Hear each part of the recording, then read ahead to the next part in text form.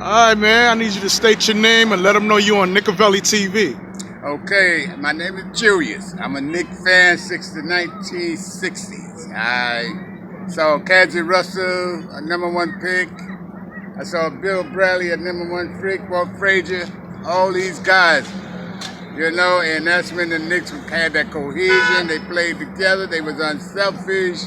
And what year was this? This was back in 67, 68, 69, all the way up to the first championship. And who was the coach then? Remember? Red Holtzman. Red Holtzman. Okay, all right. Now you taking Nickavelli to class. Yeah. I wasn't born until 72. Yeah. When they won, I believe, their second championship. That was 73, bro. Oh, 73? I was learning, bro, so I was 1 year old at the time. All right. Yeah, that was 73. Okay, yes, okay. Now, who was the best guard on at the Knicks? that time? You had Walt Frazier was the main guard, him and Dick Barnett. Then later came Monroe, and who can forget about Jazzy Cash? Jazzy Cash. Clyde Russell. Okay, I gotta look these names up, man. You putting me on. Yeah. Now, to my knowledge, I heard that Phil Jackson was on the Knicks at that time. Yes, he was. Phil Jackson was like a hatchet man. We used to refer to him those times. He used to come off the base to give fouls when the game was out of scratch. Oh, he was nothing really to talk about. A lot of people say he was really Frazier, but he was Frazier's roommate. But a lot of people say he was just taking around Frazier, bag at the time. His uniform is extended. So he was nothing really to brag about concerning the player. No, he really wasn't, man. He just he got over there and got up on the Red Holtzman, and Red took a liking to him, and he rode him on out, man. He wasn't no real star on the team. Okay. No, not no real star, man. What about the Butcher? The Butcher was the main star. The Butcher was that cohesion. That's when they went to the championship. When they brought the Butcher in, the puzzle was completed when they brought the Butcher in. Hell of a player, dedicated player, and he just was a hell of a all-around player. He was a very good player, Now let me ask you this, OG. Who would you say was the best center of all time concerning the Knicks? Well, I would say, as far as I go back, I'd say Willis Reed. To me, my opinion is Willis Reed. Over Patrick Ewing? Over Patrick Ewing. Why? 2 championships.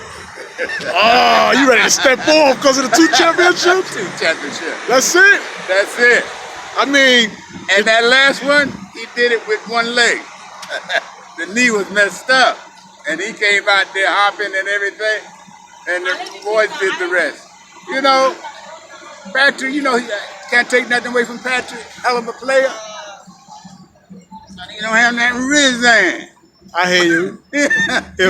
He blew it. He should have had him a couple rings. Now, who you think stopped Patrick Ewing from getting his rings? Okay, Team Olajuwon. Team Olajuwon. Oh, no doubt, man. No stuttering. Team Olajuwon. You don't think Jordan put a little fork in it? Jordan, look, those 2 years they should have won, Jordan wasn't even in the league.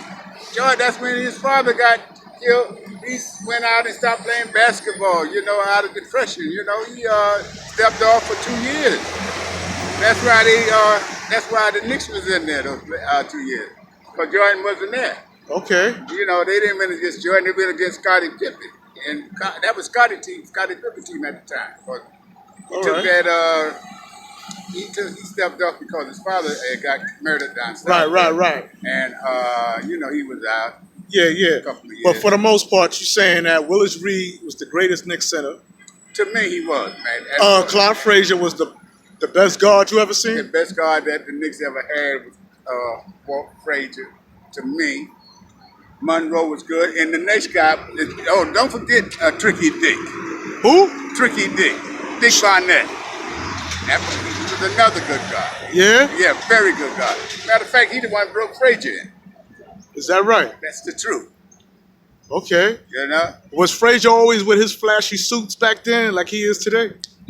Frazier developed that when, he was always a neat dresser, but when they called him Clyde, he just brought it into existence. He started doing the thing, man. Yeah, Clyde was always a good dresser. Oh, okay. You know, always a good dresser, very stylish. Matter of fact, he's my homeboy. Is that right? Yeah, matter of fact, I saw Clyde when we all was in high school. Cause we were around the same age, Clyde and I. Okay. And Clyde was from Atlanta, and I was from Savannah. Okay. I saw them when he came down, and they lost to my high school for the championship. As a matter of fact, it was the state championship. Okay. He lost to a guy named Irving Jackson. Irving was, he was drafted, he went to college, and I think he played for, I think it was Denver he was drafted by.